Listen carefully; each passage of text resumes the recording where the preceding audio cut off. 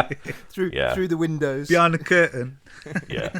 So all of that sounds very exciting, and if you have not yet booked your place, my good friend and my colleague Charlie is here to tell you exactly how to do that. It's very straightforward and simple to book your place at the Brett Wales Music Festival. We've made it so easy by calling the website www.brettwalesmusicfestivals.com.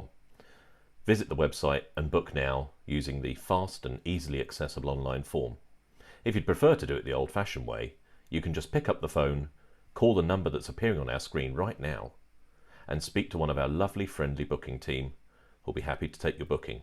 And we look forward to seeing you at Nottingham in October and April next year at Cheltenham too. Your voice, Charlie, is like a tsunami of chocolate. It is. smothering me. I was just listening to that voice then. I was just thinking to myself, I've heard that voice somewhere else before. Where have I heard that before? Charlie, on just all say... of your podcasts. Just no. Somewhere else. Just say, mind the gap, please. Mind the gap, please. Oh no, different woman. Oh, yeah. So that was, those of you who are former listeners of the Wersi Direct podcast, remember that woman was actually called Estelle. Oh, Estelle, we miss you. We miss We you. miss her dearly. Estelle was always eager to sit on your right hand, that's for sure. I remember Estelle. I do remember her. I remember you eating a bacon roll on live television, which caused some uproar. Dear. How I've never known a bacon roll cause so much uproar on a live podcast before. That's not the only controversy that we've endured over the years, or we've been embroiled with. I used to make preset packs for Wersi Direct. Oh yes. And it's a pretty, Brett will know this, having done them for years and still does them with Wersi OAX now, don't you, Brett? It's a very repetitive process. And it's quite easy when you're just sat there doing preset after preset after preset to get bored very quickly. And you find small ways to amuse yourself. And I can see where this is going. I didn't think there was anything, I was just... Anyway, I did a bunch of presets for Blanket on the Ground. Right. But I named them... For my own amusement, because it's a German organ, I named them Blanket on the Grounden. Yes, perfect. Yeah. Just to pass the time. It gave me a wry smile. It was amusing to myself. Anyway, completely forgot that I'd named said presets Blanket on the Grounden. Yeah. And we released them to our public, and we had a very strong email from a German customer. About how upset he was that we'd done this. So yeah, we have to be careful about what we say. Because I actually when I played the Louvre years ago, I did the same on my presets. I used to make little jokes to make myself smile when I'm on stage. And these boots were made for walking. I was asked what it meant on my preset, because my preset said these boobs were meant for touching. Oh dear. And obviously when I was doing a demonstration in Germany, they were like, what does this mean? What does this mean? And I was like, how do I explain this? So you have to be very careful, because you I never ran know. off and went to the toilet. You never know who's watching. You have to be very careful about these things. Anyway, let's move away from being embroiled in controversy. Let's move on. We've had a big show today. We've had chat, we've had music, we've had Bo Ayars. What a fantastic guy! Incredible. Brilliant. Yeah, really good. And it goes to show you, these guys are out there, and you just got no idea of what they've done and where they've been, isn't it? It's fantastic. Yeah, I mean, his stories were phenomenal. We are going to continue these podcasts, and obviously the aim of the podcast is to promote the festival and to give you information about it. But we're going to look at some other guests, and we may have something rather special lined up for you at some point in the future. But like Brett's Friday night at the festival at Nottingham, that shall remain our little secret for now. Nice link. Very good. Thanks. I need to share just one piece of slightly sad news with you, unfortunately. Oh. And don't worry, I'm still going to make the festival. That's the good bit. And that is that. That is sad news. No. Oh. The sad news is that my dear friend Gavin unfortunately died after an overdose of indigestion tablets. I honestly can't believe Gavin's gone.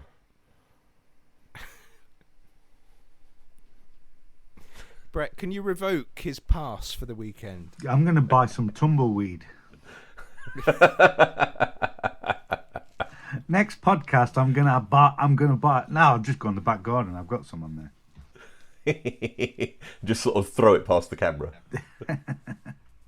So, gents, it's been a pleasure to spend an evening with you recording this podcast. I've enjoyed it. It's been good fun. Really Absolutely. enjoyed myself. It's like therapy, this, isn't it? Really, being in a room with friends. And like only slightly less heads. expensive. No, it's been good, and it's great to see you looking well, both of you. That's a polite way of saying I've put on weight, isn't it? No, I'm just saying, and I'm just going to sit here and wait for the compliment to be volleyed back. Oh, so there you're sitting on the banks of the river, compliment, fishing rod in hand. I see. Yes. I'm going to go now and check my new Helios album cover for any subtle innuendos. There is actually. You say that. You know, you hear stories about them hiding. I read on the internet, on Twitter, that in an airline advert for an airline, Yes. obviously, there is in this particular advert a very small picture of the male genitalia. Good Lord. But it's very, very small, but it is like there. 1 pixel. It's very, very small. No, because the guy said actually, if you search for it, you would be able to see it. But actually, unless you really, really look, you wouldn't see it. But it's hidden. It's hidden within it, and it's like a global advert for this global airline brand. If they found a very small picture of male genitalia, I take it they modelled it on yours. Ooh, that's an attack from the right you didn't want to expect, isn't it? Brett, you can be assured. I did not expect that from you, of all people. It's not penis airways, is it? I forget who it was. He didn't say who it was, to be fair. But anyway, actually, if you have your Helios Back to Analog album cover, if you look very, very closely, you can actually see a massive male genitalia. No, that's just me. Oh, right. That's just me. Well, Brett, I have to say, you can be assured, if there's any innuendo anywhere, Ben will have slipped one in. Well, on that note, I think it's time that we wrapped up. Brett, it's your podcast. Do you wanna wrap up for us? I'm going to say goodbye, ladies and gentlemen. I look forward to seeing you at the Belfry, and thank you, Charlie. Thank you, Ben. And till the next time, if you can't be safe, be happy. Cheers, everyone. See you soon. Teddy, bye.